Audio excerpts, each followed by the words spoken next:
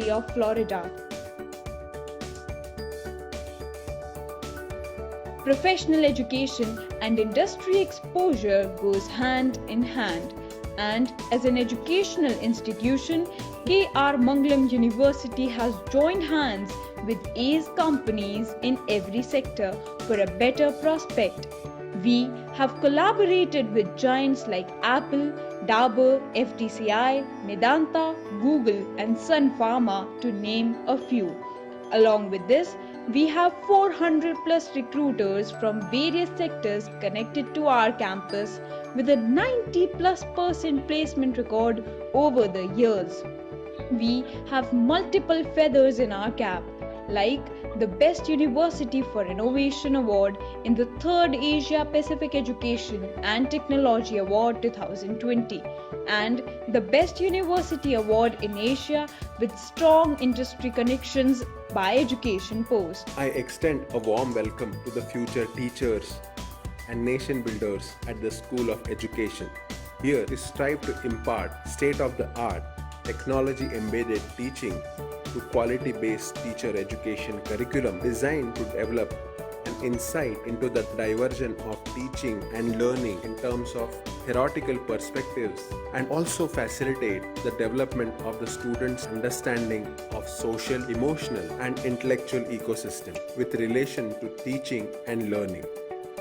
For undergraduate learners, we offer B.Ed, BLEd courses approved by National Council of Teacher Education. We are proud of our reputation of being a center of innovation and community-based learning where students can put theory into practice, answer some of the most passing and challenging questions faced in education today to make a difference. Our academic advising team, faculty mentors, administrators and staff are here to walk students through their entire academic career. Benjamin Franklin once said that investment in knowledge pays the best interest, and I believe that wholeheartedly.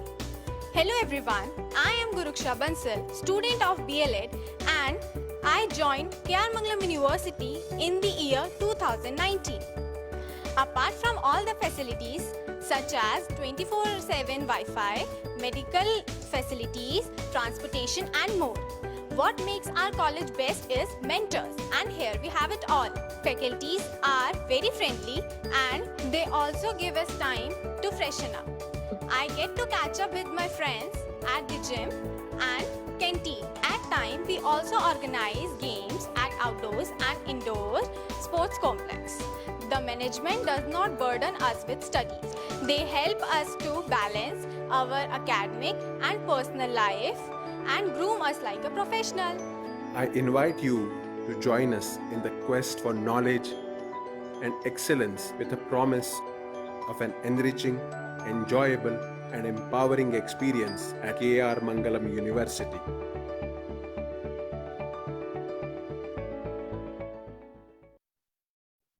Very good morning to everyone present here today. We are live from the University of K.R.Mangalam from the beauty of a green campus right across Sona Road on Gurgaon. And today we are joined by an amazing team of 3 doctors over here, Dr. Tanya Gupta, Dr. Ashok Arora, and Dr. Pooja Verma. We are talking about one of the most spoken topics of the century, which is the new education policy of 2020 launched by the government of India. This education policy is here to revolutionize the student studies.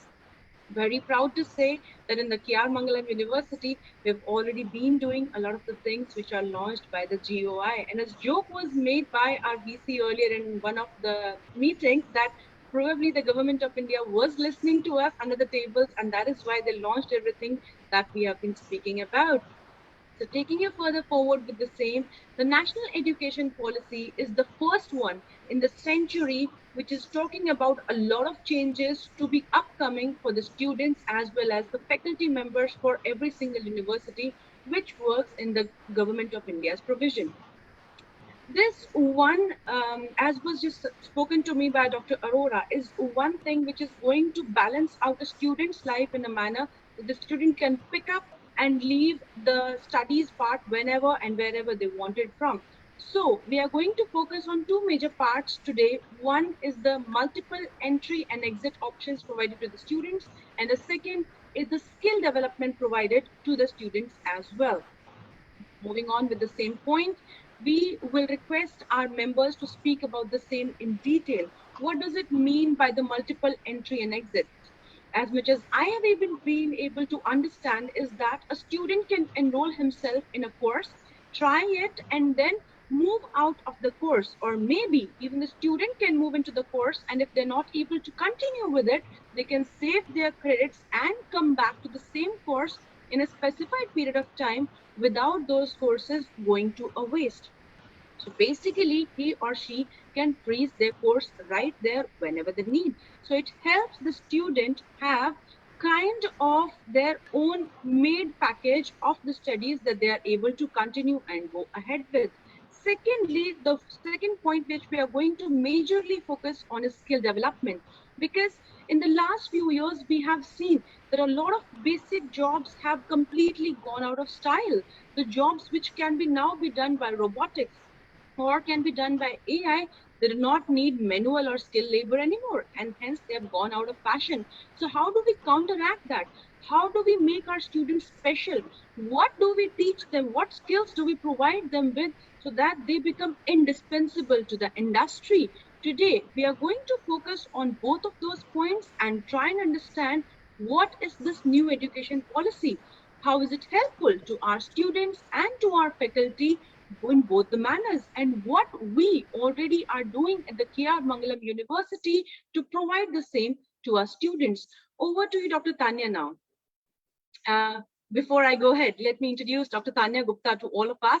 She is the Dean of our Education Department. She is a PhD. She is a UGC NET qualified personnel. She's a part of a lot of Government of India's councils, and she's here to take us through today's education policy. Tanya, ma'am, please. Thank you, Ms. Jyoti. Good morning to Dr. Ashok Arora sir. Good morning, Dr. Pooja, and a warm welcome from K.R.Mangalam University to our participants. It's always wonderful to be on a platform where you can engage with the students, with the teachers, and by and large, a lot of people who are here to understand this wonderful topic that has been chosen, which is on multiple exit and entry and skill development. So firstly, what I would like to talk about and understand, I would want everyone to understand here, is that before we go to the multiple exit and the entry, we must understand what is the commitment and why are we doing it. So we know that education is a powerful weapon. It is a powerful means to transform the human beings and to help them, get the potential, to tap their potential for the benefit of themselves as well as their nation. So the persons who are at the moment watching this webinar, perhaps most of them are students. I'm sure with your education, you want to make a transformation into your lives. You want to make a transformation for your national development. You want to execute your responsibilities as a global citizen. And as a nation, we are committed to this greater cause of sustainable development. Sustainable development sustainable development goals are in the form of certain global goals for us, which calls for a universal action from each one of us, because it is each one of us who contributes meaningfully for the economic growth of our nation, for changing the society, and for evolving the world and making it a beautiful place to live in. That is our role. So, dear friends, we have to understand that we as individuals are very, very central to this development. And each one of us is a part of this sustainable development goal. Now, our country has adopted the sustainable developmental goals. They are 17 in number, and they cover a variety of aspects like poverty, gender equality, and many more. But we are focusing today on the SDG 4 of this 2030 Agenda for Sustainable Development that India has adopted in the year 2015. And this SDG 4 or Sustainable Developmental Goal 4 is quality education.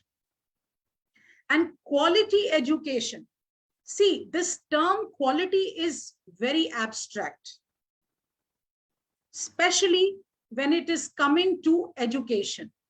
What may be quality for you may not be quality for me. But then when we are taking it as a global goal, we have to evolve certain parameters, certain standards, certain ways in which we can benchmark.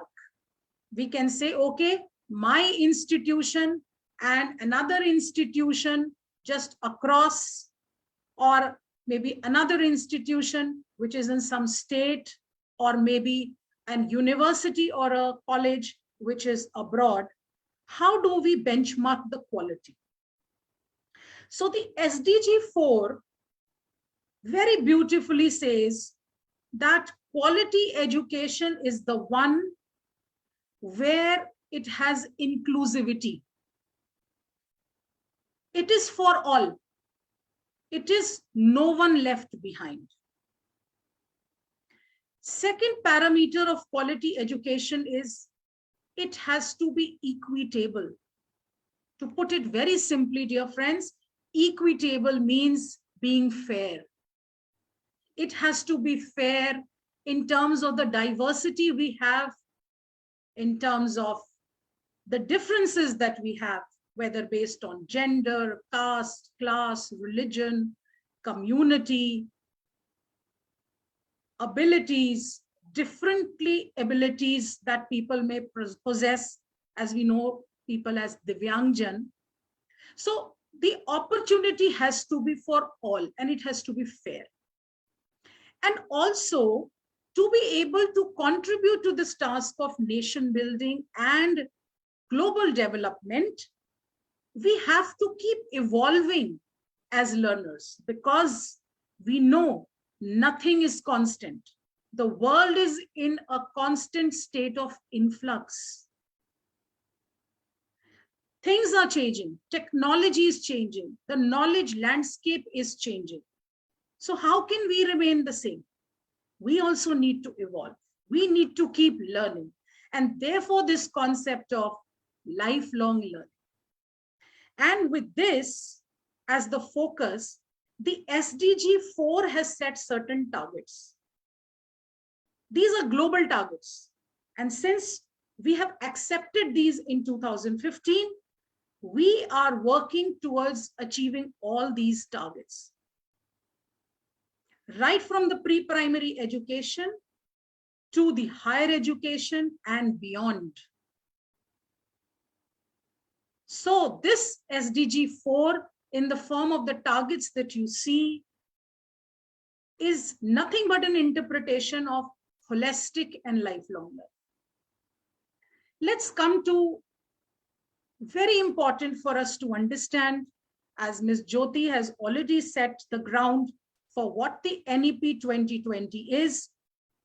We are fortunate as a nation that after 34 years, we have a national education policy which is for you. We had an education policy in 1986, It was revised under a program of action in 1992. The recommendations may be similar, but the focus is now you as a learner. What does the NEP bring for you? It assures you these 5 pillars. The entire policy document, dear friends, for you as a student, for me as a teacher, for our university as an educational institution or the government, each one of us is now directed by the National Education Policy 2020 to ensure that each student has access to education. No learner, no person, I'm not saying student, no person can be left behind. At any age I want to learn, the policy gives me access to education. It's my right to good life. It is my passport to a good living, or to what you may call as a young generation success. Second, it says it has to be fair. I may not be able to take the benefits of a particular existing system. The system has to accommodate itself according to me. That is being fair. Everybody has an equal and fair chance. And the moment we say everybody, it covers inclusion. Inclusion is, simply put, non-exclusion. I cannot explain it more simpler than that. And then quality, I have already explained. You cannot access education without it being affordable. If I want to and see that every student, every young person in my country is into the education system, it has to be made affordable.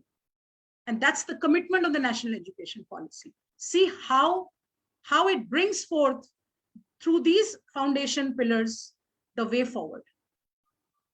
And the 5th is accountability. The National Education Policy 2020 puts people accountable for their acts. Who is going to maintain quality? Who is going to ensure that the students succeed? Who is going to take the onus of reforms? What is going to be the role of each and every stakeholder in making this policy successful? The accountability is set by the policy. So these are the foundation pillars. And then based on, these foundation pillars, the NEP has so beautifully evolved certain principles which empower the student. If you start reading a policy, it may have no meaning for you. But if you start seeing it from the context of how it is affecting you, you will understand it much better. So nicely, the policy in its guiding principle, this is on the 4th or the 5th page of the policy, it recognizes and identifies the unique capability of each student. When we say of access and inclusion, it's not possible till we do not recognize the ability of every child, every student. Now, what was earlier happening is that in class 8 or 9, and when I was reaching class 10, I would decide a stream. It was a very early decision I had to make in my life. Okay, I'll be in science. Okay, I'll be in commerce. Okay, I'll be in arts. And then I used to think, oh, मुझे science में अब ये भी पढ़ना पड़ेगा. मुझे अभी ये भी पढ़ना पड़ेगा. Commerce में ये पढ़ना पड़ेगा. Things were working in silos. It was very rigid. The NEP, dear friends, brings to you flexibility of choices to design your own learning path according to your talent and interests. No other education policy in the past in this country has given the flexibility to a learner. We know how flexible our system is, how flexible our classrooms are. We seldom have choices. This policy gives a direction to your educational institutions and your teachers. Look, this learner can choose his or her own career path. Okay. Now, there is no hard separation between the sciences, humanities, the vocational and the academic streams. We are all, if you're doing engineering, you can't study history. If you're studying psychology, you can't take a course on robotics. Who said that?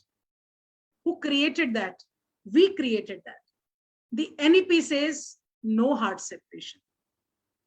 And once the no hard separation is there, the education will become multidisciplinary and you can acquire a lot of skills. We'll see that as we move on in this webinar, and then how you get the entire education in a very holistic manner, which is, working on your skills, your attitudes, your knowledge.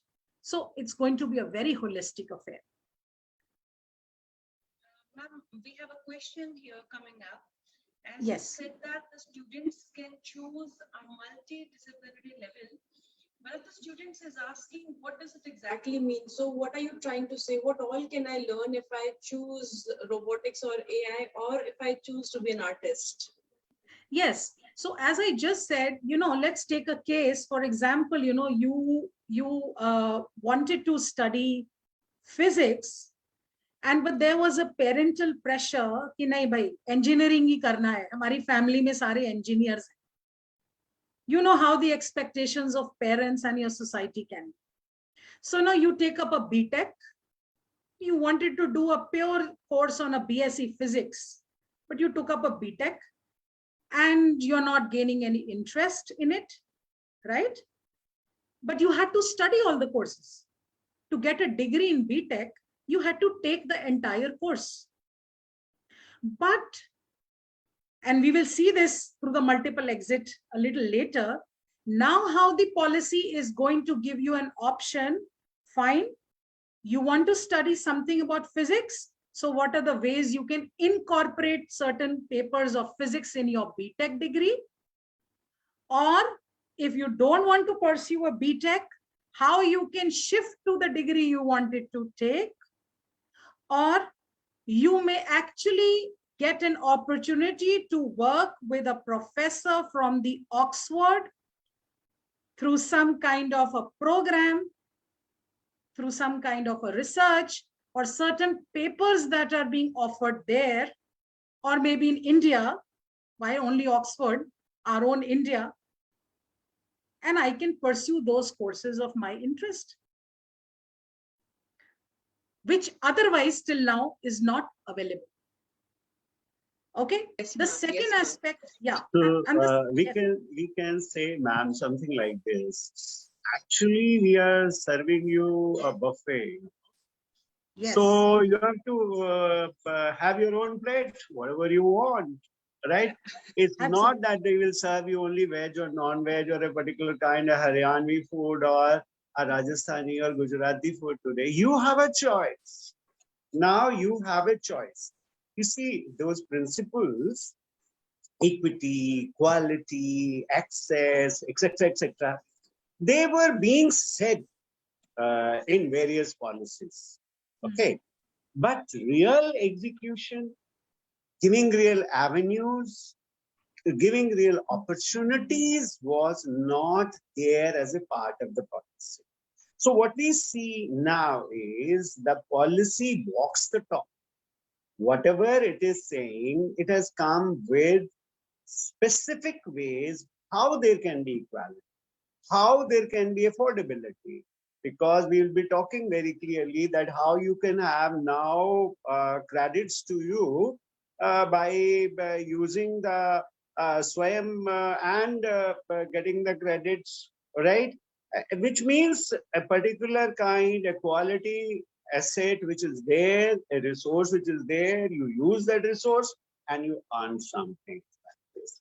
So this is what we see over here is that in policy 2020, there are, guiding principles which help us to actualize what we say, right? So when we talk of life skills, when we talk of multilingualism, when we talk of increasing creativity, we are not just talking, but we are actually ensuring that it really happens in educational institutes.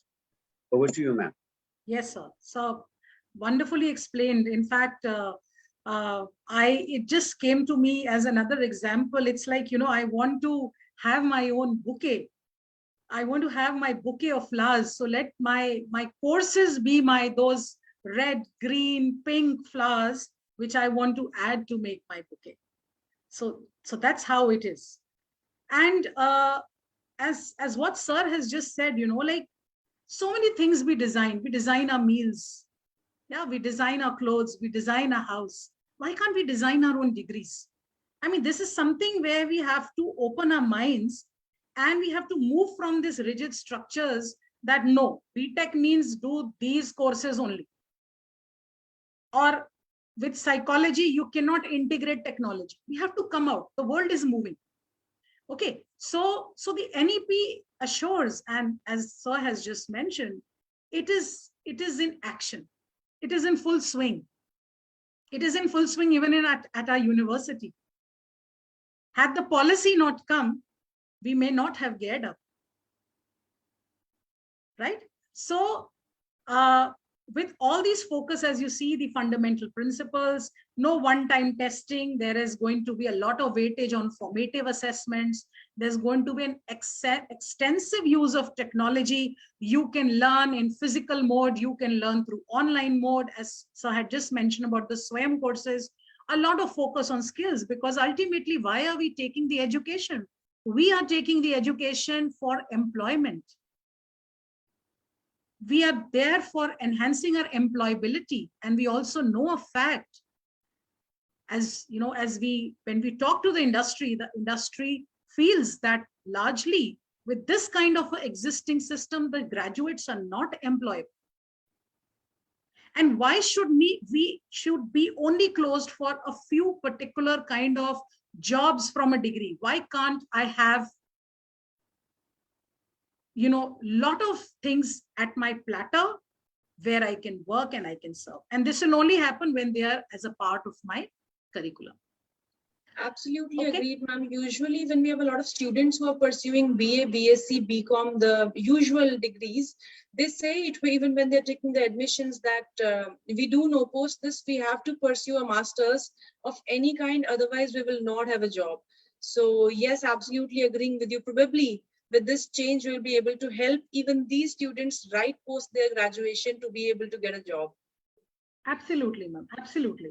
And one important, feature of the NEP is also being rooted and taking pride into your Indian culture. And so there's a lot of focus on Indian knowledge systems, as well as multilingualism, and about our own art culture. So you cannot be a good citizen till you do not know your culture. And perhaps this value crisis is happening in our nation is because we are moving away from our culture.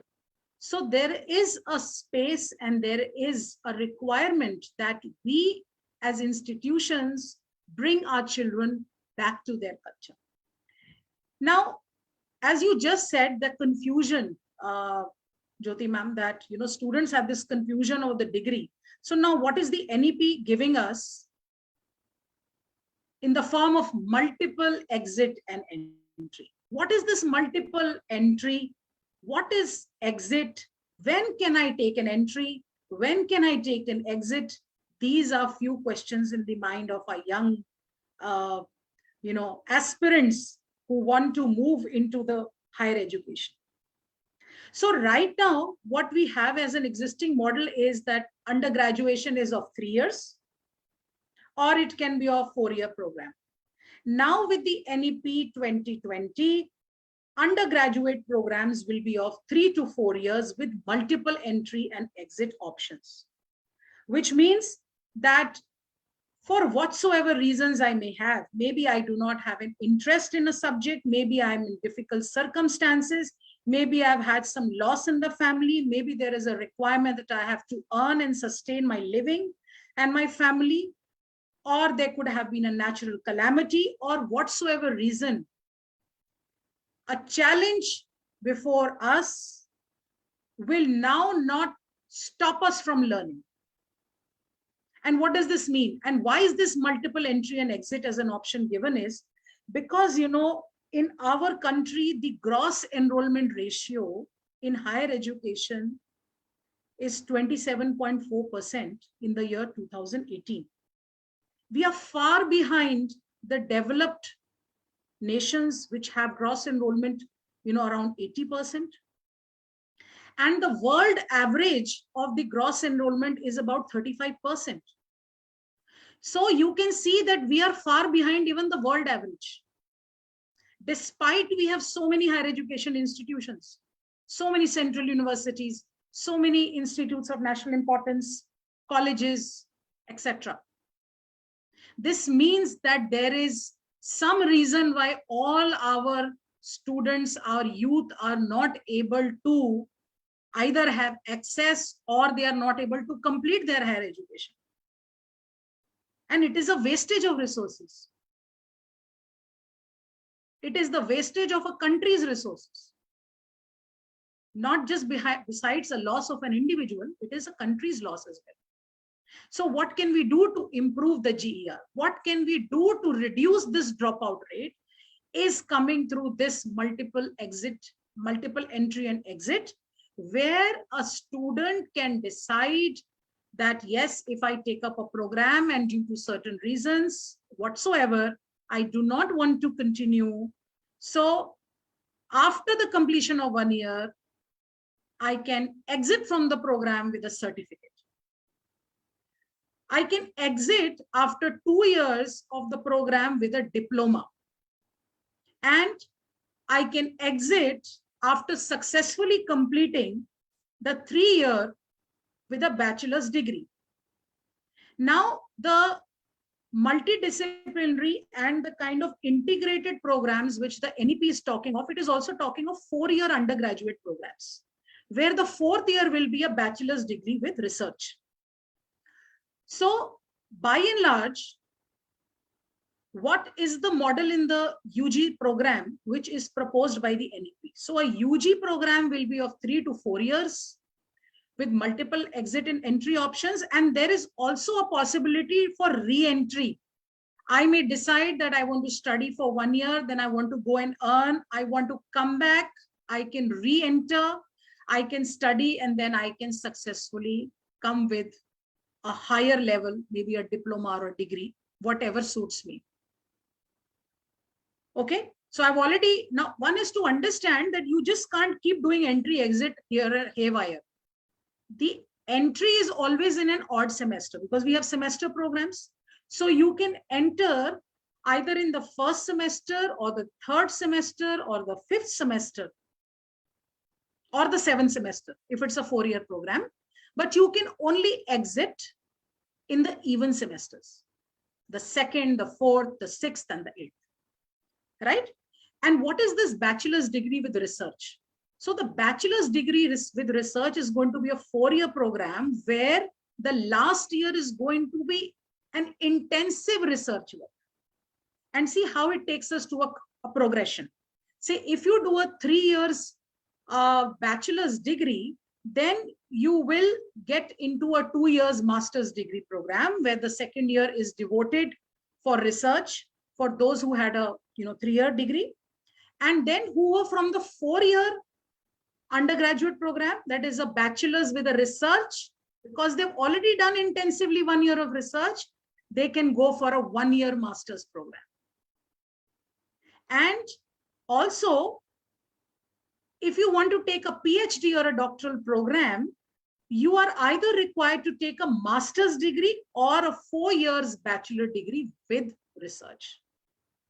So we can see how how wonderfully the policy has given us options in our platter. Of course, Ma'am, with the a few questions, if you don't mind here. The Yes. first one that is coming up right now is one of the faculty members has asked, if we speak about the multiple entry and exit points, would that not cause a lot of chaos in the classes? If, let's suppose, I have 50 students when I start off with my curriculum, and by the time we reach to the second semester, which is the even semester, we have 20 people remaining because the rest of them opted out and they are thinking of coming back the next year. So, it will bring down the morale of the faculty quite a lot low. So what is your take on that? How can we counteract that, or how can we take care of this kind of a situation? Yeah, so it's a apprehension which is there in the minds of a lot of people, how it will affect our admissions, what is going to happen if children don't turn up to my classrooms. Okay, so firstly, we need to really understand, I think we need to read about what is the multiple entry and exit. The routine kind of a system that we have is not changing anywhere. The students are going to come to our university, they are going to study, we are going to give them degrees, but it's only going to be flexible at any time and anywhere, whenever they want it, and they will be enrolled with us. They do not go anywhere. It is just that it's a self-paced learning model, right? Now, an answer to this question is like, बच्चे हमें छोड़ के चले गए तो क्या होगा? ऐसे नहीं होगा. How is this multiple entry and exit going to actually function is through when Jyoti ma'am, your children are, studying a particular course in a semester, how do we qualify them? We give them credits. Yeah, so it is through credit. Now, credit is something, a methodology that is evolved in terms of the number of lectures per week or tutorials per week or practicals per week, and which has to be completed in a semester, right? And what do? We say, तुमने पूरा credit नहीं किया, तो अभी तुम अगला semester में नहीं जाओ. You will not go in there, yeah. You will not go. Yes. You have to qualify. This is one fear. We were having a meeting at the university on MOOC, Swayam MOOC. So this was going on. What if the student doesn't qualify the MOOC? तो कोई बात नहीं, वो credit बाद में ले लेगा, उसमें क्या होगा? जब next semester में MOOC आएगा, उसको फिर ले लेगा. Oh, so there's basically an opening for the student as well as the faculty. So there's a lot of independence inside the program. One doesn't have to be stuck to this rigid schedule that we speak about. Sir wants to add something. What I see is it is a apprehension, hypothetical apprehension. You see, we are presuming that many students will leave a particular course, right, and won't appear, right, or there will be a great rush for a particular subject, and so on and so forth. Now, you see, what we have in this is that there is multiple entry and exit, definitely there as far as the course is concerned. There is like this, that a student of a particular university can go to another university, right, as well. So as there will be exodus, if you say, I'm using the word exodus within inverted commas, if there is too much of exit, there will be entry also, right? From other universities also you may get students. Right. So what is really required is, this requires the faculty as well as the university to be at toes to maintain the quality. One part. Second part is this, that how to make teaching learning process very meaningful and interesting. Right. So if my teaching learning process, if my curriculum is not related to life, it is very abstract, very naturally I will be repelling the students. But if my curriculum is very live, it is related to the individual, it fulfills their needs, it gives them opportunities to be of use to the society from future point of view, then these things are not going to happen.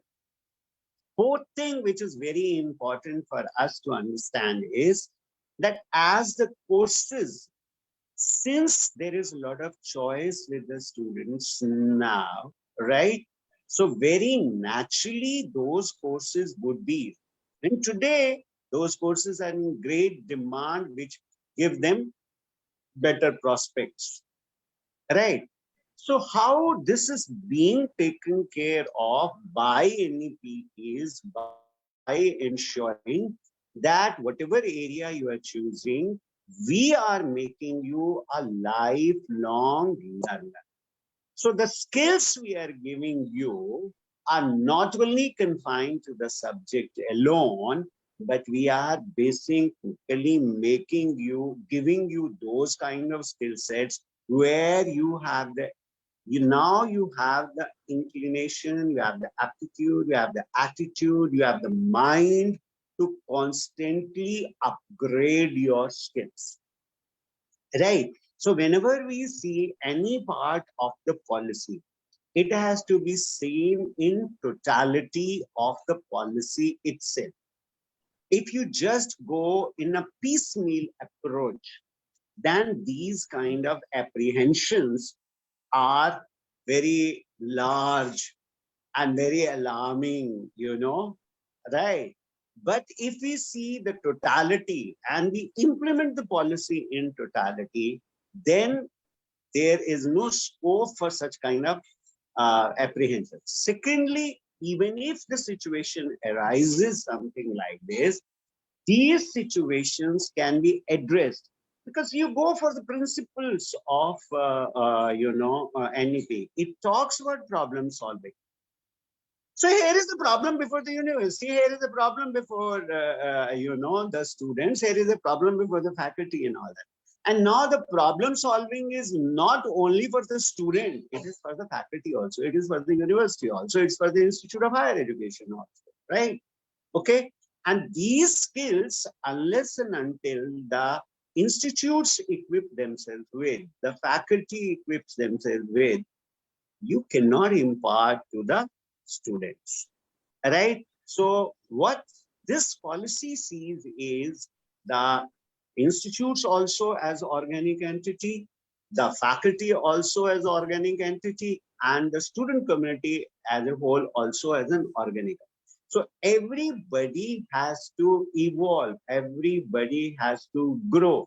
And this growth, this evolution is a lifelong process. That is the fundamental principle. That is why you see the ma'am started with this. These are the basic pillars, 5 basic pillars. And these pillars are, we are going to achieve those pillars based on these 5 principles. So these principles are the ones who will be always guiding us, right? They will be like the guiding stars for us, And once we see those guiding stars with us very clearly, then there is always a scope very clearly of evolving. And moreover, this is a policy which definitely talks about overcoming of rigidity and being more flexible. All right. So this is where the answer lies. See, since we are used to so much kind of a rigid compartmentalization and all that, so whenever something new comes and all that, and it is little more demanding, then we feel uncomfortable. We are out of our comfort zone, right? And we want the students to adjust. Here is, as ma'am said in the beginning itself, the systems are for you. You are not for the system. Yes. The systems have been created for human beings, for their growth, for their development. Human beings are not going to work for the development of a system, right? So the focus has to be very because there is a philosophy behind everything, whatever is given. And the philosophy is drawing its input from SDGs. And if you see SDGs also, you cannot take one SDG in separately from the other. For example, hunger. It cannot be taken separately from, say, education itself, very clearly. If the society is more skilled and all that, very naturally the production will be more and no hunger will be there. All right.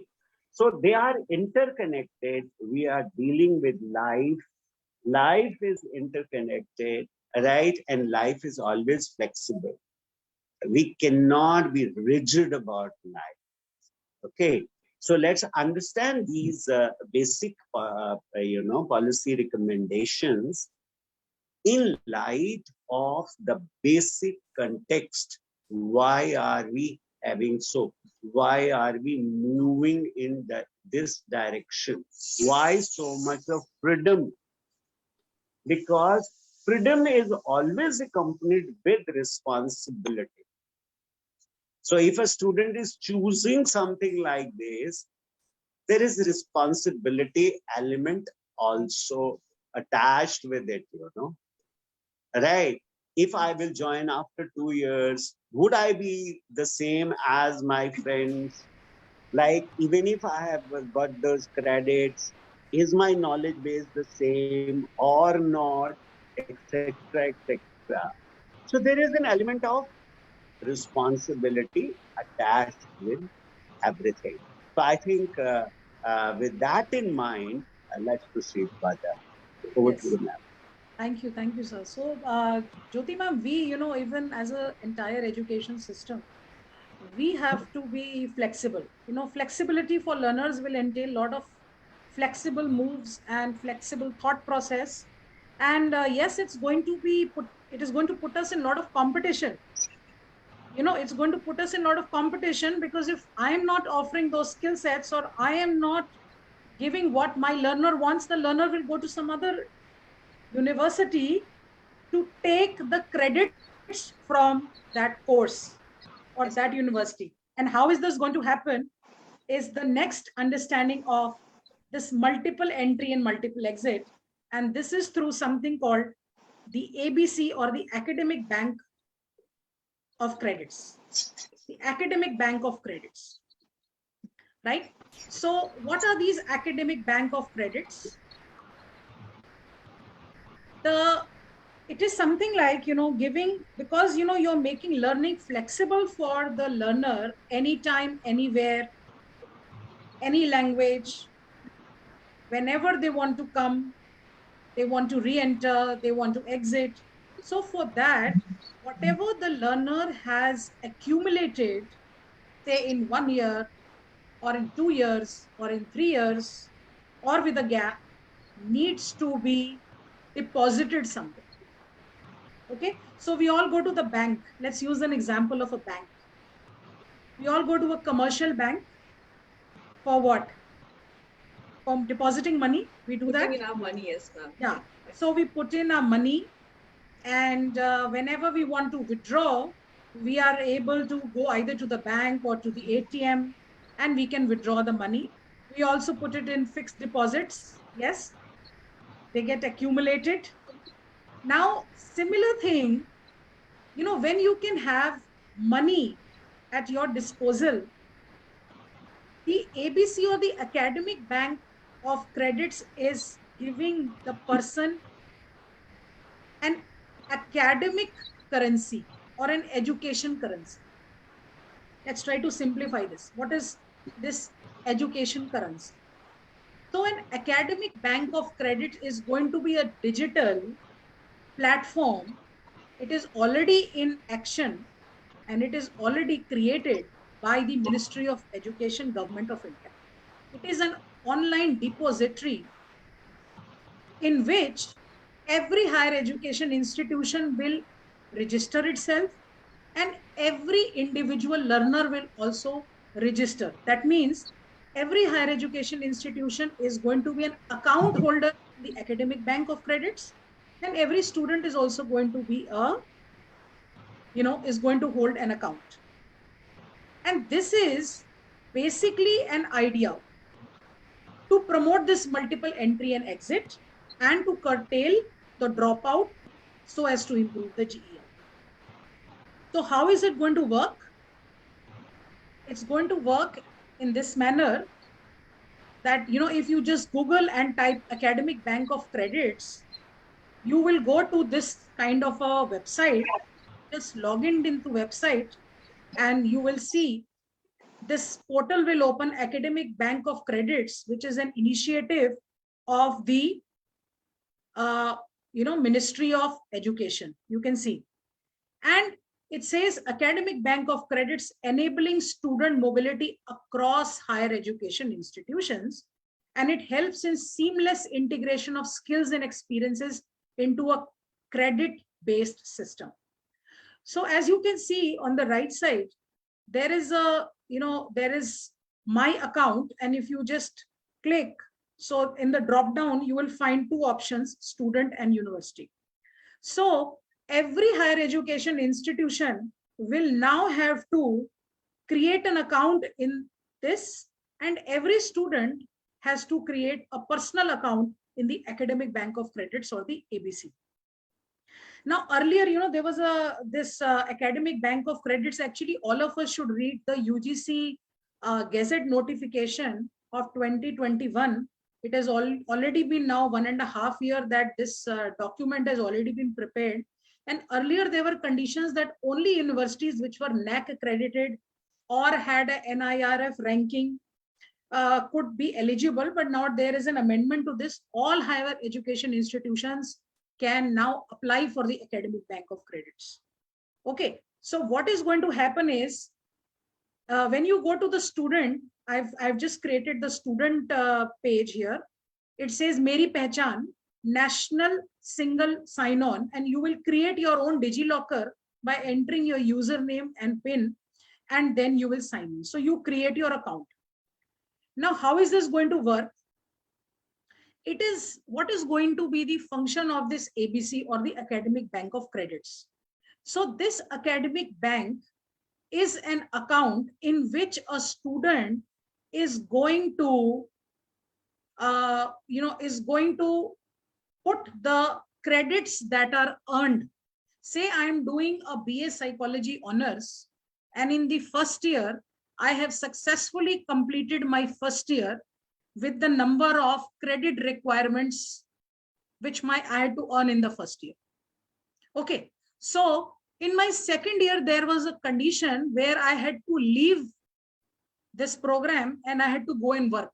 There was some reason where I had to go and work and I could not continue this program. So the credits which I will earn as a student in the first semester and the second semester of the BA Psychology Honors, I am going to put this in my academic bank account. Just the way you put the money in your bank, you will put your credits in the bank. Okay, so say some student takes this, is pursuing this program from institution A, that is say K.R.Mangalam University. Now, the credits which have been put there, the higher education institution, that is K.R.Mangalam University, is going to verify these credits, whether the student has been able to qualify on the certain amount of credits that are required to get, say, a certificate, or maybe say, for instance, a diploma or a graduation degree. So what is important here is, for us as stakeholders, is we have to clearly define for our students that what is the credit requirement to get a certificate, what are the essential credit requirements to get a diploma, and what will be the essential credit requirements to get a degree. Okay, and say after the first year, the student has taken certain amount of credits, and even if someone is not wanting to go out from the institution with a certificate, due to some reasons, the person is not even able to complete the first year. So the number of credits that have been earned get deposited into the account of that student, and the university will verify, okay, this person has, got these many credits, and they will be in the bank, academic bank of the child. Now, next year, the student after 1 year gap wants to come back and says, okay, I will like to go to the second year. And also, if we are offering some kind of STEM courses, like I say, okay, you can also do a course on data analytics, or you can do, say, a course on design thinking, or you can do any third course, which is not a regular part of the BA program. But I will say you can earn these credits. So all those credits will also keep adding into the account. And me as a university, I'm going to verify these credits. So over a period of time, the student is going to accumulate a number of credits, and depending on the requirement to give the person a certificate or a diploma or a degree or a undergraduate degree with a research, those minimum number of credits need to be qualified. Let us understand that those credits are not necessarily to be taken by my university institution. Some credits can be taken from another institution, which is in India or abroad. It can also be taken from open learning, which we call as distance education, or it can be taken through online courses such as SWAYAM and MOOCs. So earlier there were so many, people never used to consider the distance education and open learning programs with, uh, there is always a question mark that they are not of quality.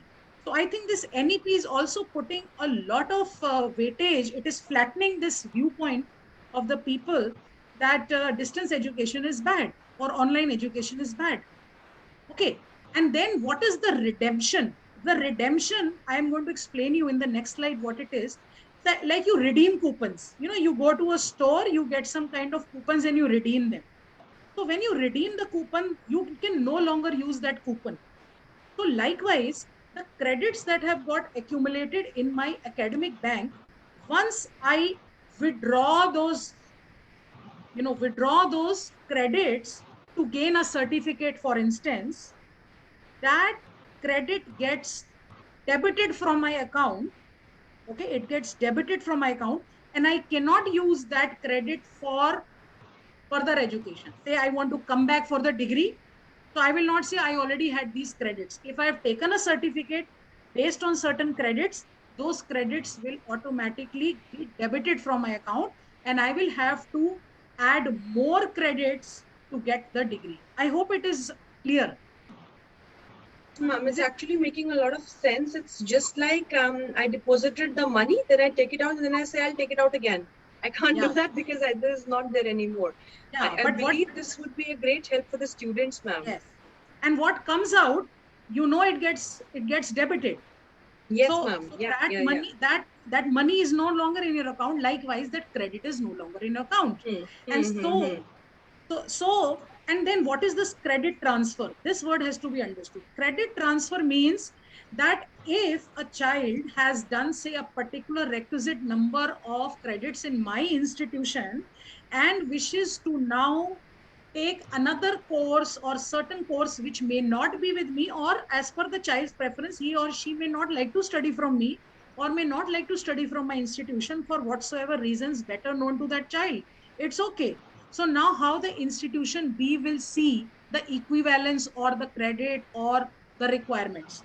So I am going to, through this academic bank of credits, which is going to be a depository through the NAD, I am going to transfer this credit to the account of institution B and tell, okay, this child of mine has accumulated so many credits while he or she was studying with me, and you can add the credits further.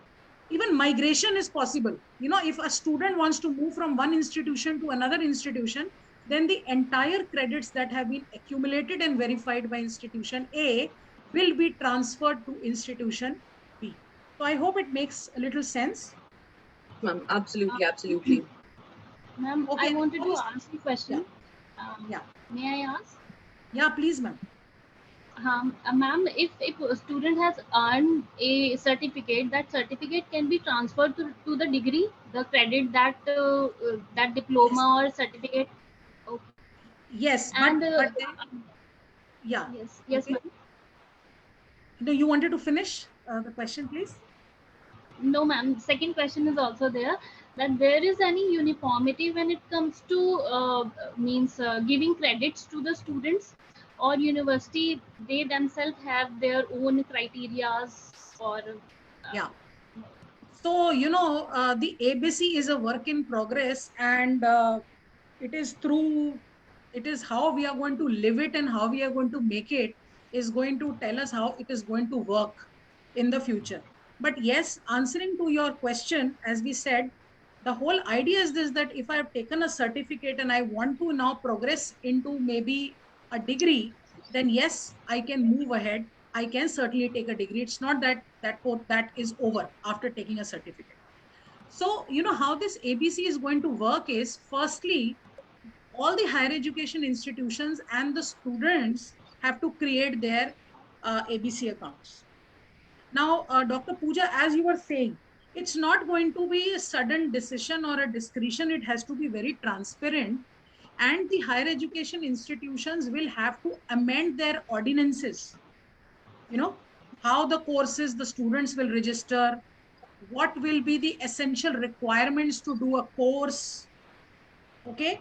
Then what kind of interdisciplinary or multidisciplinary courses they will offer, what are the credits that will be assigned, how the credits will be transferred, and how the credits will be accepted between institutions.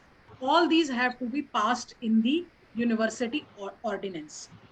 Next thing is important is that every registered higher education institution on the ABC portal has to enable, has to help their students to customize or design their own degrees.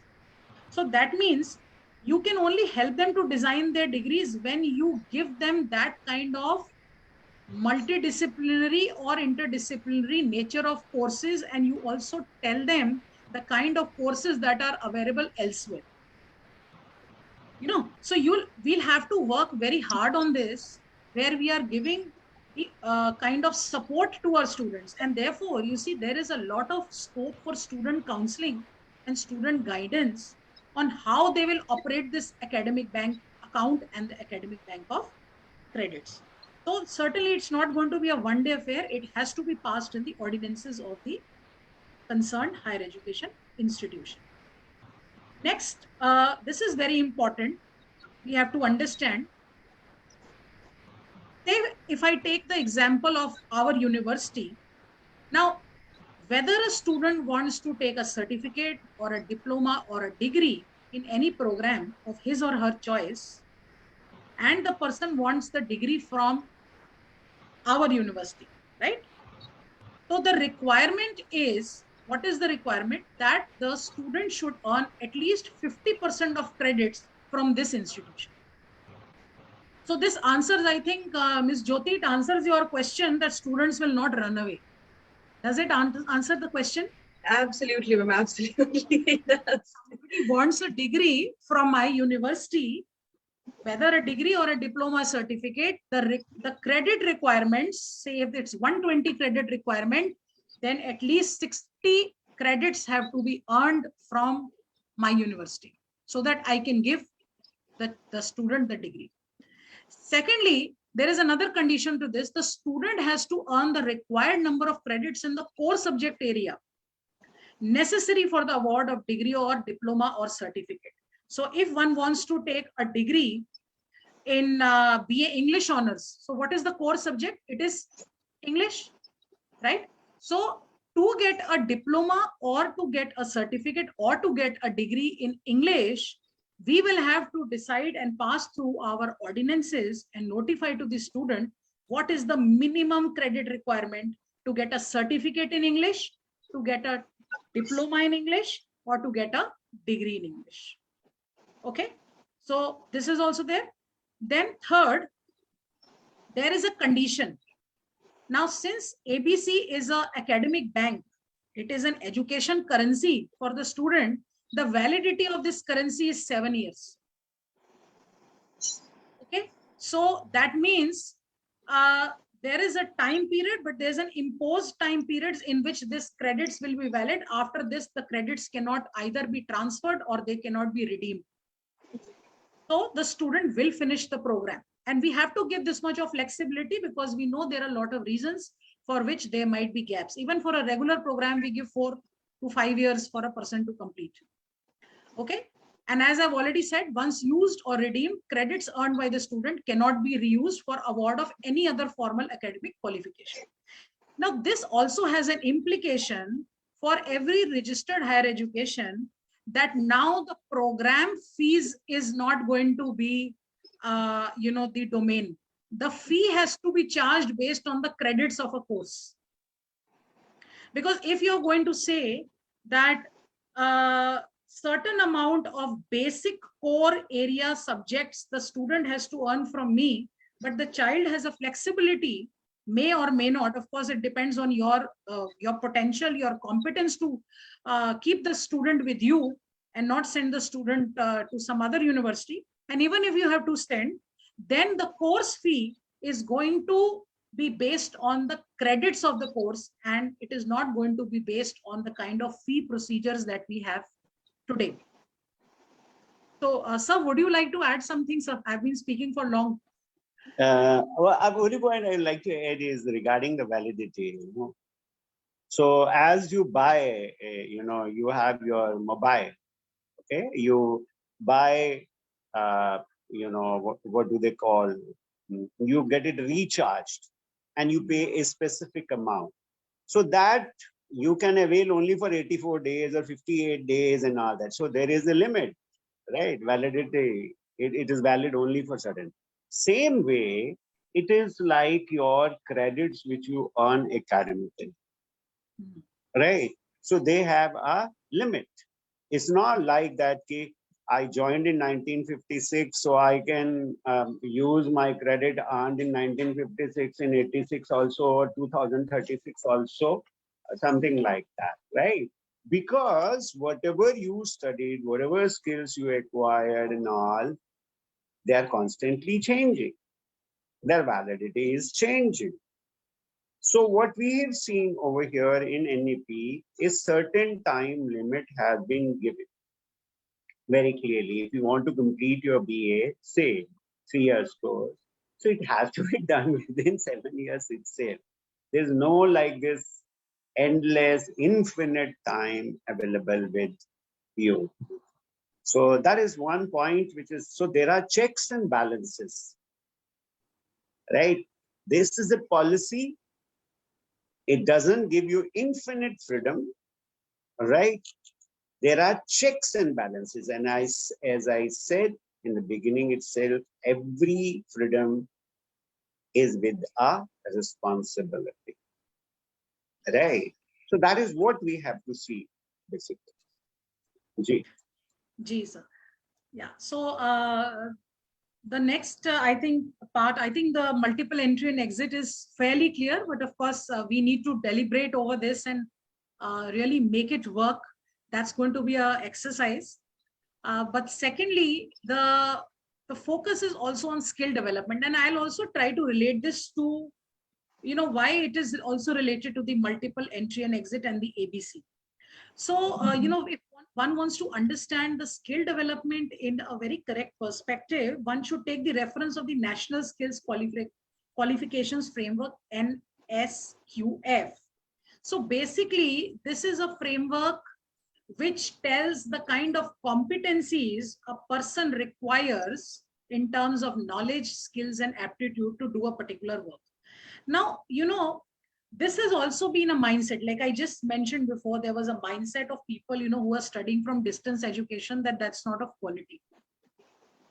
Of course, it's debatable, but then it isn't really a fact that people who are, studying through the ODL are not at par with the students who are studying with regular, under a regular program or maybe through a formal system. Likewise, there has always been, a stigma on people who have been studying through polytechnics or ITI or, doing BWalk courses. It's always considered कि अच्छा भाई engineering नहीं कर पाया या कर पाई या commerce नहीं कर पाई तो कोई बात नहीं एक ITI में डाल दो या polytechnic में डाल. So these jobs, were not considered with dignity. Okay. But what is the aim of education? The aim of education is nothing but using your skills to earn your bread and butter. Even if you go to Gandhiji's Nai Talim, his concept of vocational education, his concept of how a person can use his skills for bread and butter. His aim of education is also known as the bread and butter aim. No work is small. So it is also necessary. Let me try to use an example. A student who is doing a BTech should also know how to repair a tap in his house. What is the harm? Don't you think? A person who is taking a vocational course, or maybe is doing a plumbing course, for instance, if given proper skill sets and knowledge on how the water has to be regulated and with what pressure, so the person will be able to do a better job. Likewise, there are a lot of vocational courses. Most of us would not even know what are the types of vocational courses. Okay, so there is a great emphasis of the NEP to link the skill and competencies which are there in vocational courses to the academic streams, as well as vice versa. So if I am doing, for instance, a professional program like B.Ed, okay, with the B.Ed program, I can always take a vocational course on interior designing. One may question, what is the need of doing an interior designing with B.Ed? I have an interest. I like to design my house. So I can study that course. Or I may like to do a course, a short-term course on animation. So there is no harm in that. Or I want to do a short-term course on organic agriculture. Right? So there is going to be a lot of linking with the vocational courses and academic streams. And this is a very major recommendation of the NEP 2020, that the vocational courses should also be offered in the universities. Okay, because the focus is on skill development. If we want to take the GER high in the country to 50%, we cannot have everybody pursuing academic streams. We are going to have a major workforce according to the affordability. They will even go into the vocational courses. Some may not like to take a complete full year 3-year degree. Someone would like to take a basic certificate कि वो English बोल सके, थोड़ा maths कर सके, थोड़ा typewriting का काम, टाइपराइटर वाला या ऑफिस वर्क का काम कर सके और एक जॉब ले ले. So such kind of things also have to be basically offered. So the idea is to identify the skill gaps by mapping the local opportunities. What kind of jobs are available in and around my area? What is the need? What is the deficit of the skills? Those I should try to incorporate in my curriculum for the learners. So in short, I will just like to tell here to you is the whole idea from this discussion is that as universities, we have to align our curriculum, our pedagogy and evaluation to the NEP 2020. These are all the kind of points that we have already discussed. And as you know, Dr. Arora sir also had mentioned, all the SDGs are related. So these 17 SDGs, we have to align our curriculum, our pedagogy, our evaluation and research to all the 17 sustainable development goals. We have to think how our students will work as good citizens, or how will they work as global citizens, and come together for this universal call of no poverty or zero hunger, or sustainable goal 3 on good health and well-being, 5th goal on gender equality, and so on and so forth. So all these 17 goals have to be synergetically understood together, and they have to be a part of our curriculum, pedagogy, evaluation, and research. Now coming to how is KRMU prepared on the multiple exit and entry, you will be glad to know that as a higher education institution, we are very progressive And we have already applied, this process is on, that we are applying to the academic bank of credits. Therefore, we are working to give our learners this beautiful option of multiple entry and exit and flexible designing of their curriculum. The NEP 2020 implementation plan in a phased manner is also in process. We are working on this. And we are evolving programs now, which are going to be multidisciplinary in nature as per the NEP. We are designing creative courses for our students and trying to provide in those courses, give them an extensive choice to study as per their preference. We are trying to offer in the courses that we are designing since last year, and some of them are going to be on offer this year and many more to come for the next year, is that certain novel course options through the credit scheme are going to be offered to the students and they can choose their career path. As I've just said, we are revisiting our curriculum, teaching and pedagogy and student support in light of the NEP 2020. And for skill development, these are the few things we have already done. It is not new to our university. It is just that we have to look for new creative courses. So we are already focusing on skill development through the open electives, discipline-specific electives, our ability enhancement courses, value addition courses, online courses. And just recently, the UGC has been asking the higher education institutions to get all their students enrolled on SWAYAM, which is study webs for active learning for young aspiring minds, MOOC. So this year, all our students will earn credits through the SWAYAM, okay, because this is also a direction from the UGC that 40% of courses can be, the credits can be gained through SWAYAM. Besides that, our project-based learning through research or field projects, our internships, then through the MOUs and collaborations we have industry integration into curriculum, we have incubation centers and in partnership with industries, and we are also planning to introduce BWalk programs. So K.R.Mangalam University is head-on in this mission to translate the NEP 2020 into action through multiple entry and exit and skill development. So thank you. That's all from my side, please. Wonderful. Ma'am, thank you so much for the amazing explanation. Yes, Dr. Arora, please go ahead, sir. Please go ahead. The floor is open for question and answer now. So if you have any query, please feel free.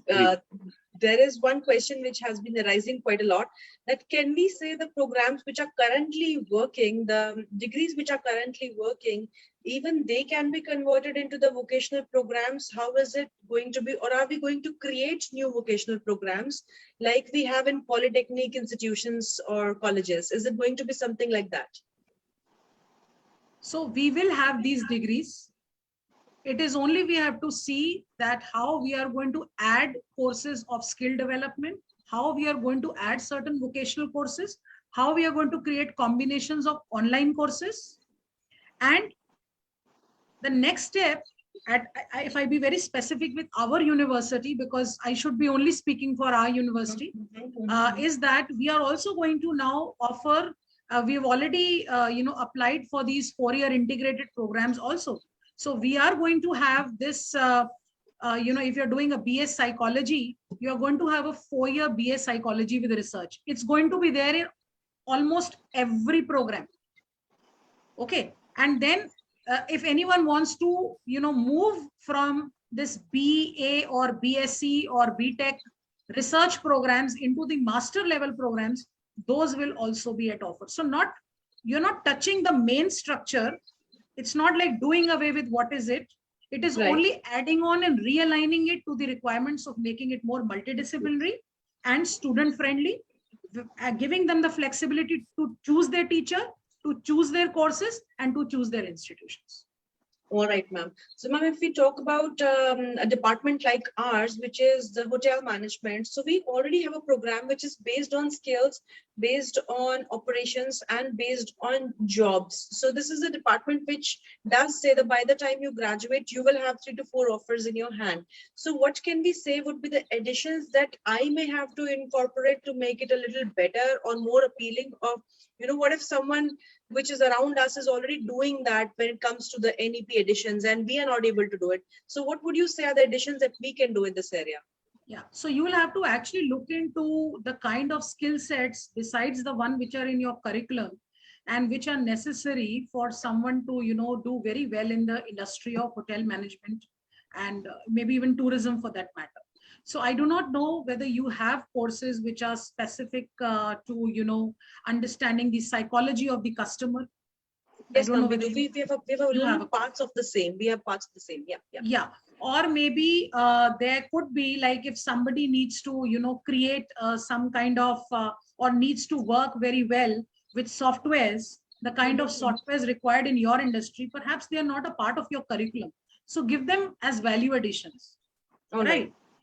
You may not know that how the tourism of the country, maybe if it's only related to HMCT and not tourism, if you can relate to certain courses of tourism also, where what kind of, or the cultural aspect, maybe, I don't know how, if you're giving that kind of diverse cultural aspect to the kind of curriculum on the cuisines, I really do not know whether you're doing it at the regional, at the local level. So in case it's not there, that can be added, or anything, even something like a basic bookkeeping and maintaining logs and registers, if that is not a part of the curriculum. So it is up to you, if it is flexible to the student to choose, it calls for you to think far ahead. And a best way of doing is a reverse engineering, which even our vice chancellor always, he keeps telling us that you have to first identify the skills and the jobs at a beginner level, at an intermediate level, and then at an advanced level. And once you see those, you identify the curriculum gaps and bring those courses to bridge. Also see the hotel industry abroad, what kind of courses they are offering, and have the collaborations and MOUs with them to bring, this kind of credit exchange program through MOUs. So it can be worked out. Yeah. All right, ma'am. Thank you so much, ma'am. Thank you. I'll ask our other faculty members of the Hotel Management Department to watch this webinar and speak to them that we need to make the following changes now. Dr. Arora, if you would like to add something to the discussion. Well, one point which is really emerging is nothing is static, right? So we have a set of curricula, right? Curriculum. Now, curricula has to, go by the industry or the society, and the societal and the industrial needs are constantly changing. So once they are changing, we have to be responsible to them, right? So we have to continuously work on our curriculum. And this has to be a regular feature. And COVID has taught us exactly the same, like hotel management and all that. COVID taught us touchless, hygiene, taking care of the guest needs and all that. Everything was taught by COVID. Now it is very naturally a part of our curriculum. Absolutely, sir. Right. Earlier it was not so, but now it is a part of our curriculum. So curriculum is not something fixed. It is not a holy cow, right? That you can't touch it. Once decided. It is constantly evolving and all that. And that is what exactly NEP stands for, right? So that you have to constantly be. And the skills are, there is a particular clause that you have to identify the gaps, right? The skills you are providing and the local skills required and the opportunities available. You have to identify, and then you have to provide it. And that is what will give you this thing that here a special course can be created. So yesterday I was talking to the psychology department. So I was told that they have come out with a beautiful course, which I had not heard of it, that how to be resilient, right? So they are talking about psychology of resilience itself, right? Or about how to lead a fulfilled and happy life. It was never done like that. We were only taught industrial psychology or social psychology, something like that. But here we are coming with new discipline. So this is what exactly is the focus of the NEP. And now it is all open to the institutes of higher education to answer, to respond to this call and ensure that we really are become something which whole world looks up to, right? And Yes, we sir. have Yes, premier institutes who can show to the whole world that how these gaps can be reduced, and we are more closer to the society we are serving.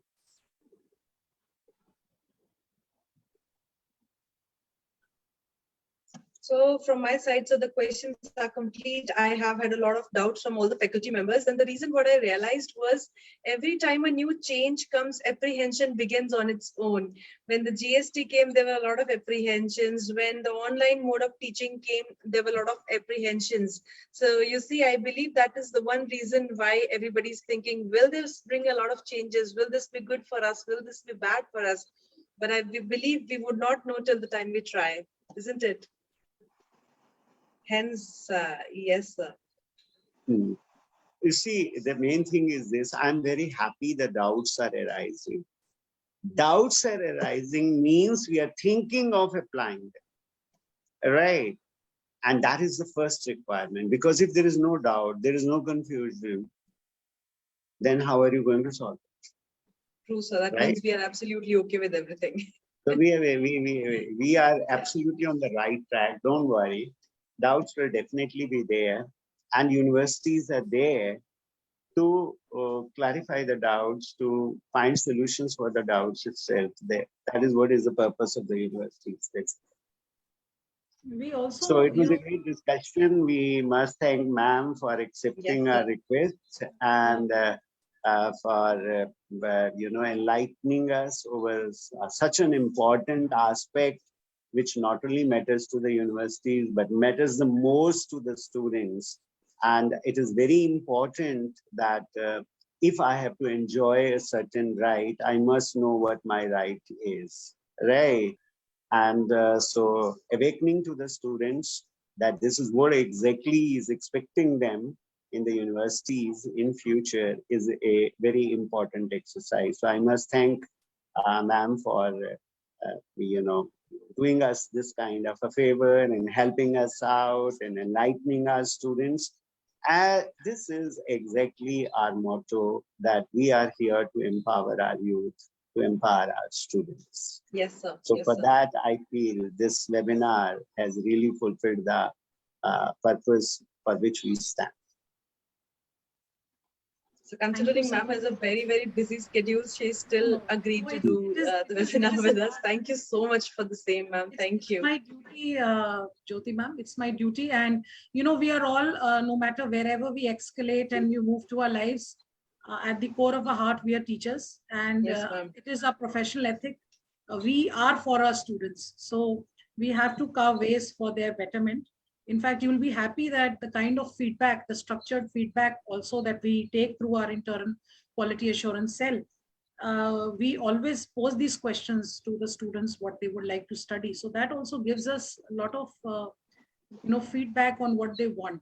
And now with this kind of an option coming in, we are moving into the phased manner to implement the policy. We will be taking those kind of suggestions from them also, that what they would like to, because you cannot plan in vacuum and isolation. Yes, ma'am. True. So thank you, sir. Thank you. What take us ahead? We now would love to understand how University K.R.Mangalam is geared towards NEP and what all it provides to the students, right? Yes, sir. So Yes, sir. I'll request to the ma'am to make a presentation. So as you were just saying that we are empowering the youth of the nation, And as Tanya ma'am has spoken in the last 1.5 hours, that we are actually empowering our own students. So that is why our motto itself is empowering the nation and empowering the youth of the nation. So requesting Dr. Pooja Verma to please go ahead with the presentation, and we will see what our university is currently doing and the awards that we have received in the last few weeks that have gone by. Pooja ma'am, please take it ahead. Thank you.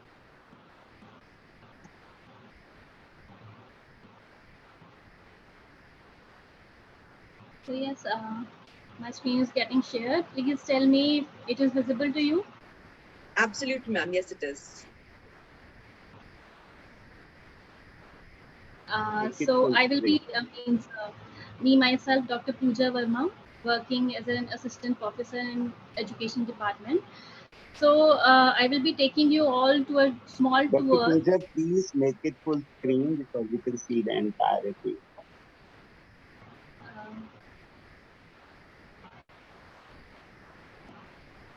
So is it visible? Means I have a. Ma'am, please go to the middle button in between. So that will help you with the slide share.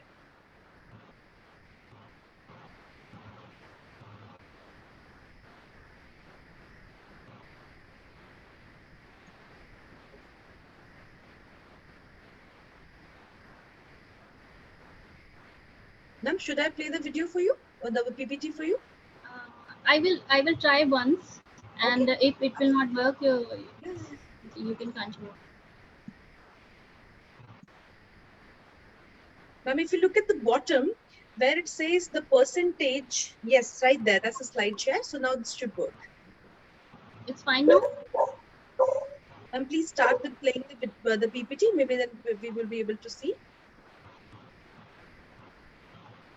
Dr. Please turn Pooja, the you can put it on F5 mode also. Just click on F5. Is it fine now? No. I have zoomed it. Ma'am, as Tanya ma'am is saying, please click F5. This will take it automatically towards the slide share. On the top, we have the F5 key. Yes, ma'am. Just click that.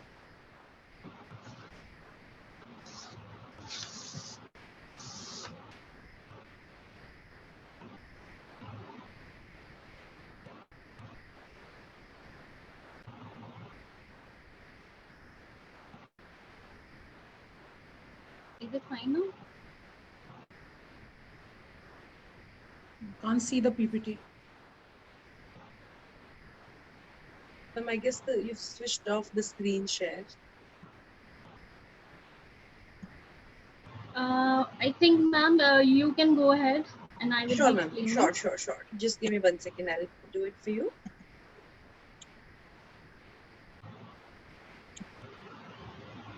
Ma'am, you've started with the screen share again. If you could close it, then I'll start with mine. Yes, ma'am. You can go ahead. Sure, ma'am. Just give me 1 second. I'll start with the screen share. And here we are. Ma'am, please take it ahead. So I'm Dr. Pooja Verma. I'm working as an assistant professor in education department, and I will be taking you all to a small tour towards our beloved university, K.R.Mangalam University. Though the tour has already started when we played our videos in the starting of the webinar. So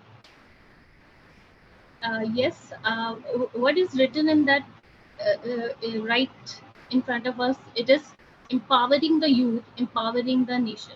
So we already know that ours is a very young nation, and empowering the youth, it directly means that we are empowering our nation. So it is very important to take care of that. Means 62% of working population that lies in the working population, that is 15 years to 59 years. So our university, the complete world of education, it is recognized under section 2F of the UGC Act 1956. Next slide. Next slide. Next, ma'am. So I'm very glad to. Ma'am, next. Yeah, just give me 1 second now. Okay, here we are. So I'm really glad to inform you that our university have been bestowed 5th position in North Zone Private University category of Business World Engineering Ranking 2022 issue. Also in Business World Law Ranking 2022 issue, our university had been bestowed 5th position in North Zone Private University category. So why KRMU? Why K.R.Mangalam University? It's a pioneering institution of higher education in Haryana, established in 2013 under the Haryana Private University Act. We are having 33,000 plus students here. We are having 11 schools here of different disciplines. We will be having a look towards the schools we are having in the next slide. So here we are having very strong alumni base of more than 10,000 students. Our campus is spread on 26 acres of land. We are having 150, more than 150 faculty members here that are quite qualified, and that's why we can means have courage to have doctoral program in our university. So it is a very beautiful, aesthetic, lush green campus here in KRMU, our university. Now, so we focus on outcome-based education, which is quite reflective when it comes to NEP, National Policy of Education. Though we are utilizing this term again and again now, but we are utilizing this concept way before this concept came and way before this term came. So we are giving much importance to our students. We are putting much trust on our students and believing in outcome-based education. So we consider that individual differences are there, and we have to give them their space and scope for self-paced learning. Interdisciplinary project-based learning is also being practiced here in our university. We are having a huge variety of courses, right from physiotherapy to photography. So many initiatives are there in terms of internship, in terms of clubs we are having, in terms of scholarships we are having, that I will be discussing in the other slides which are coming up. So we are having good scope for sports, gym, and hostel is also very. Ma'am, I'm sorry to disturb in between. Requesting you, ma'am, to please walk along with the PPT, because the students will not be able to understand what we are talking about if we talk about the hostel, because that will come at a later stage. We do have the pictures of hostel available in the PPT as well. So along with Pooja ma'am, I'll take you forward for the different courses that we have, and I would request Pooja ma'am, when her course comes in between, to please take it a little bit in depth, because I may not know a lot about it as in comparison to as much as she would. So taking ahead with engineering and technology, we have a lot of bachelor's program that we do over here. So we have BTech in computer and electronic engineering. We have BTech in computer science and engineering, which is CSE. We have the new course now, which is BTech in CSE with AI and ML with academic support of Symmetrics and IBM. You will keep on hearing the terms academic support of Symmetrics and IBM throughout the PPT, which basically means that these two companies will get their speakers to come into the campus and speak to our students. Our students will also be visiting their campuses from time to time to work on different programs, not just to study about them. And also a lot of placement support will be given to the students from their side. So if someone opts for an academic support program, it's a 100% surety for their placement as well as learning of the programs, not just by books, but by working on them virtually and physically as well. Moving on, we have BTech in CSE with specialization in cloud computing with academic support of Xavier. And then we have BTech in CSE with specialization in full stack development with academic support of Xavier again. BTech in CSE with specialization in UX and UI in association with Imagine XP. integrated BTech CSE plus MBA with academic support of IBM and Symmetrics for the students who want to start with BTech but who may want to merge their careers later into a business degree that could be a part of working with the BTech program as well. We also have BTech in Civil Engineering with specialization in sustainable development and smart cities, BTech in Mechanical Engineering, Automotive Designs and Electric Vehicle with academic support of Siemens, and BCA with specialization in AI Data Science with academic support of Symmetrics and IBM, BSc Honors Computer Science with academic support of IBM, BSc Honors in Cyber Security, BSc Honors in Data Sciences, MTech and MCA option is available as well. Moving on to the School of Management and Commerce. We have a BBA in Human Resources, Marketing, Finance, International Business, and Travel and Tourism. We have a BBA with specialization in Business Intelligence and Analytics with support of Symmetrics again as an academic support for the students for their studies as well as their placements. We also have a BCom Honors with academic support of the NSC, BCom program with preparation of competitive exams, banking, railways, insurance, SSC for central and state government jobs, integrated BBA plus MBA with academic support of IBM, 4 years plus 1 year industry internship.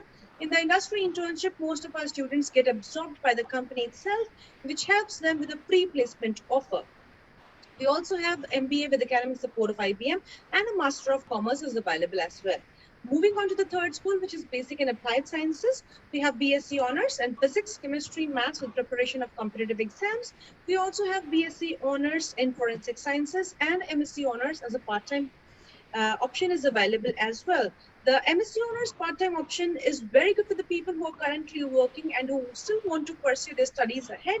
So we make our schedule very, very available towards their availability to take up the course, and we help them gain their masters as per the time which they are able to give towards their studies. Moving on to one of our very beautiful schools, again, Medical and Allied Sciences, very, very famous, that is in our university. We have a B Pharma, D Pharma, Bachelor of Physiotherapy, Masters of Pharmacy and Pharmaceuticals and Pharmacology both. Moving on to the Agriculture Sciences School, so we have BSc Honors in Agriculture.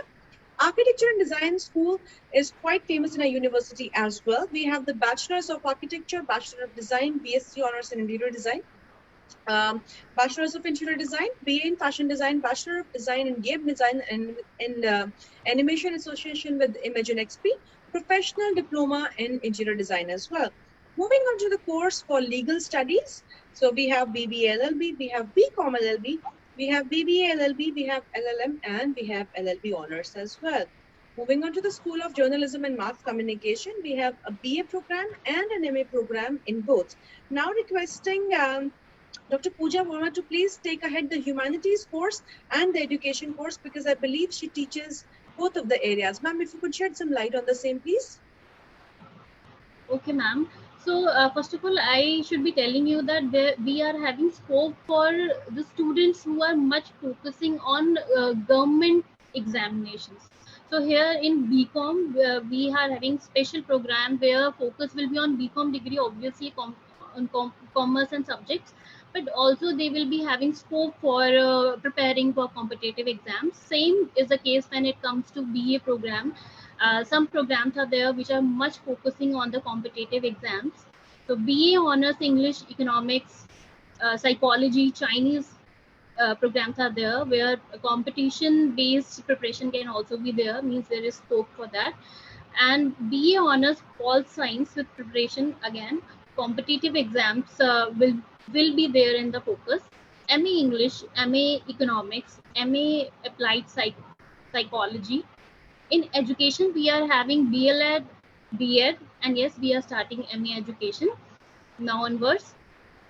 In hotel management, we are having Bachelors of Hotel Management and Catering Technology.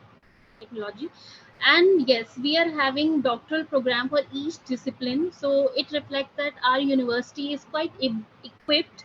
We are having infrastructure. We are having faculty who are quite qualified. So when it comes to ma'am, can you move to the next slide? When we speak about the PhD program, We're very, very proud to say that we do not just have scholars from our university who are studying PhD with us. We have scholars that come from different universities. We also have a lot of scholars who are here from the Delhi University who are working with DU because of the amazing kind of faculty that we have. We just spoke to Dr. Tanya Gupta, who has a lot of qualifications.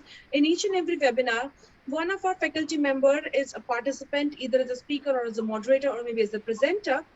If you look at their qualifications and the way they are able to take ahead any topic, shows how qualified and how amazing faculty members we have, and hence the reason that we are able to help the students out from different university as well to become scholars under our programs and choose guides from our university to be able to take it forward. Moving on to the entrepreneurship stories at K.R.Mangalam, this is one place which we are very, very proud of. Mohammed Yusuf, the first picture that you see towards the right-hand side, is a founder and CEO of Unify. He was one of our students and he worked in the entrepreneurship cell and now he's an entrepreneur. He's quite famous with his work and he, of course, has a lot of backing up when it comes to the amount which is put up into his company as well. He's quite a success story. Moving on to the Atal Incubation Center, which is in Manipal University, Jaipur. They also have an MOU with us. They also work with us quite a lot. And the incubation center is also available in our university.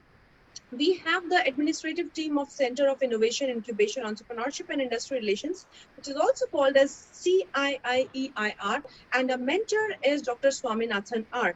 He is a part of the IIT Ranchi Institute, and he works with us in the entrepreneurship area. He helps our students, he guides them, and he of course guides our faculty as well in the understanding of entrepreneurship. So we are not just focused on studies, we are also focused on making sure that our students end up having a profession that they absolutely love and enjoy. Moving on to the industry collaboration. So we have collaborated with a number of big brands that you can see over here. So we have IBM, we have Cementrix, Siemens, Daryaganj New Delhi's Dr. Shroff's Charity Eye Hospital, the NSE Academy, LinkedIn Learning, Dainik Bhaskar, SESIM. These are just a few of the names. A few names are still to be added to it. Like Imagine XP is still to be added to the same. These industry collaborations help our students to get their internships and placements with the biggest of brands without worrying about their future, that how and when they will be interning with the companies or how will they be placed. These industry collaborations help us to make sure that our students have a very secure future the moment they pass out from the university.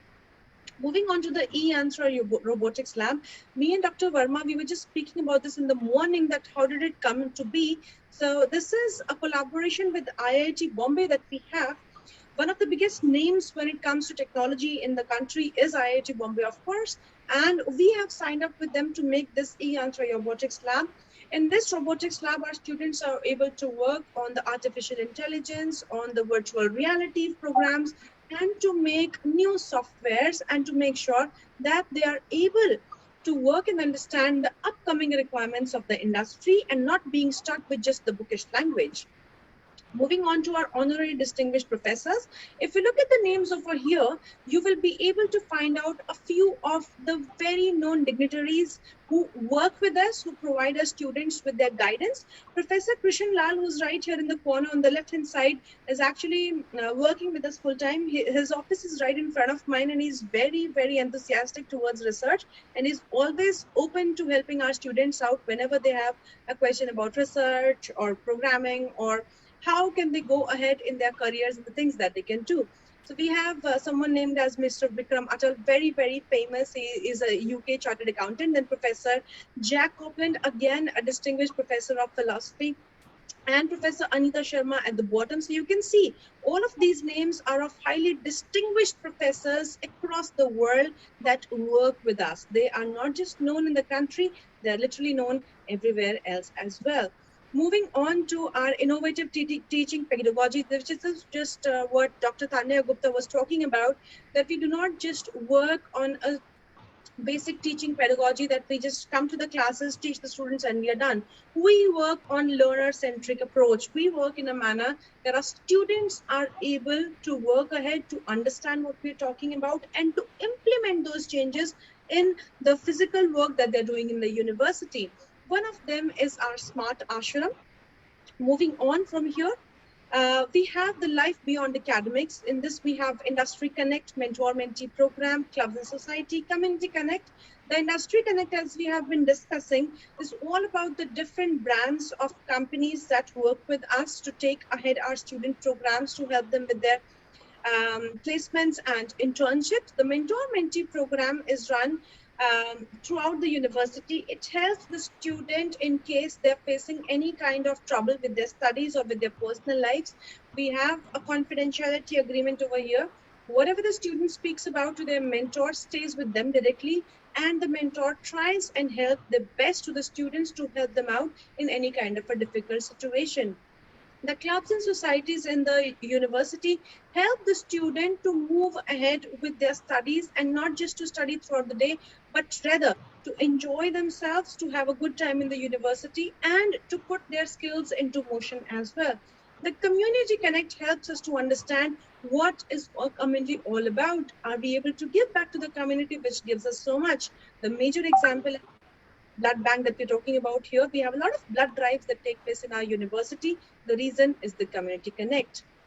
Moving on to the international exposure, the very first video that we had placed, in which it was being spoken about that how we have signed up with a lot of international universities so that our students can have the best of advantageous studies. So we have signed up with the University of Houston, the Nanoha University, the Middlesex University, London, the Tennessee University, the University of Florida, the University of Melbourne. You can see these are the biggest of names that are available in the world, and we have signed up contracts with them.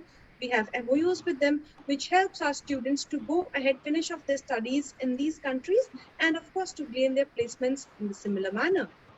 Moving on to the student testimonials, these are a few of the success stories of our university. Abhinav Anand has received the highest possible package in BTech, which is 24 lakhs per annum, a whooping amount. The Panshu Chaudhary is an MBA from our university. He's a risk analyst at Israel Embassy in Canada, hence plays international. Zurain Kikon is a B architecture student who has joined the Ivy League University with the USD dollar of scholarship, 15,000, which is quite an amazing big amount, and of course a big achievement in itself.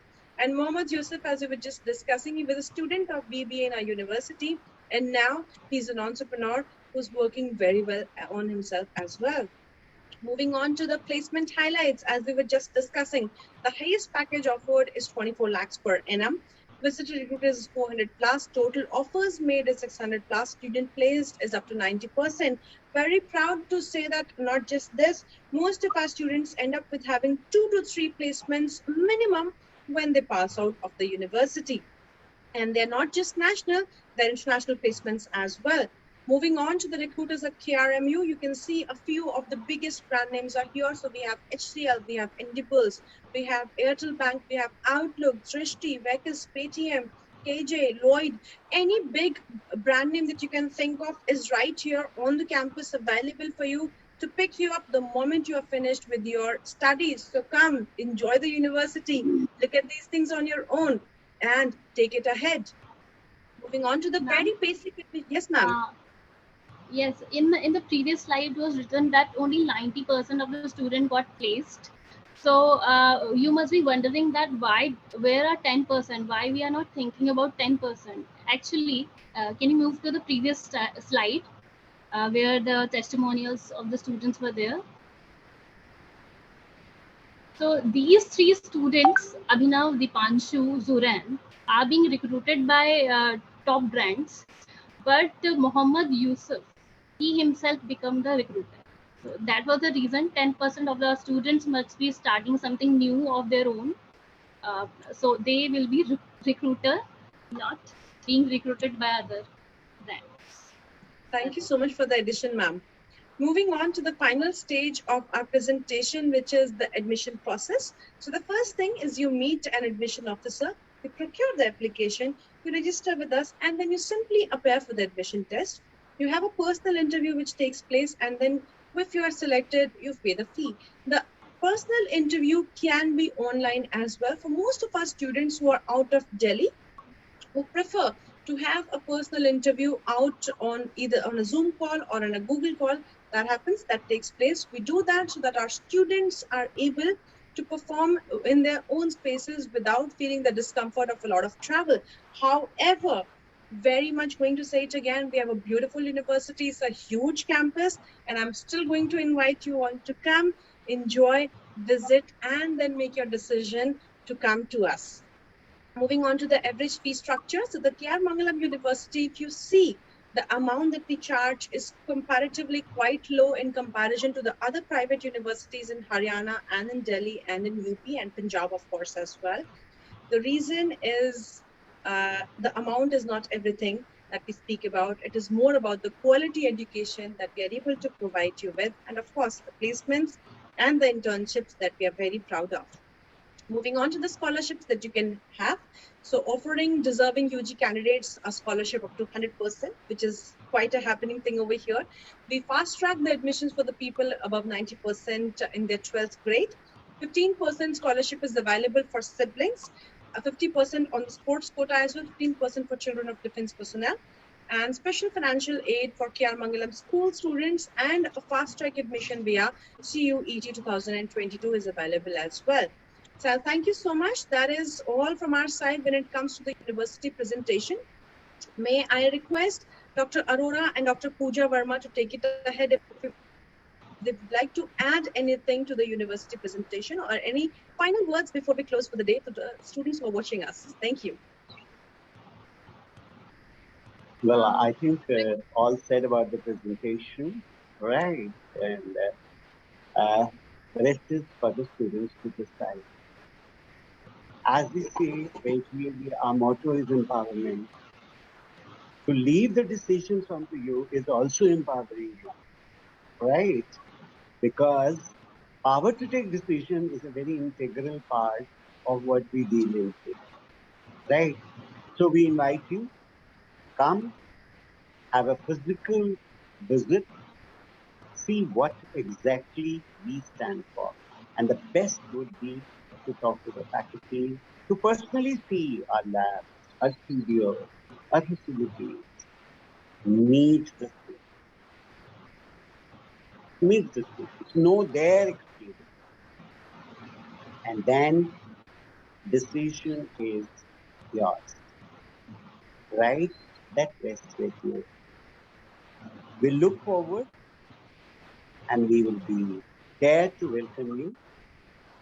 And this won't be like a guided tour. You are free, okay? Because decision comes only when you have freedom in your heart, right? So that is what exactly we stand for. So we look forward to you. And today, I'm sure this topic would be of great help because it's one of the major recommendation of NEP, which is going to decide how our institutes of higher education would function and what will be the offerings, what will they offer to the students. So again, informed decision with freedom, decision with responsibility, that is what exactly is empowerment. Thank you so much for joining us. And my special thanks to Tanya ma'am, to Jyoti ma'am, to Pooja ma'am, and all the participants, and plus our technical support team. Thank you so much. Thank you so much, sir. I believe everybody has understood the NEP program because we will be speaking about a lot more in detail in the university as well. So again, thank you, Dr. Arora. Thank you, Dr. Tanya Gupta. Thank you, Dr. Verma. And of course, thank you, Tahir, sir, for all the help and the participants who have raised their questions, who made this webinar as interesting and as fun as it was. Thank you so much. Have a great day, everyone, and have a great weekend ahead. Please take care. Thank you. Bye-bye. Thank you.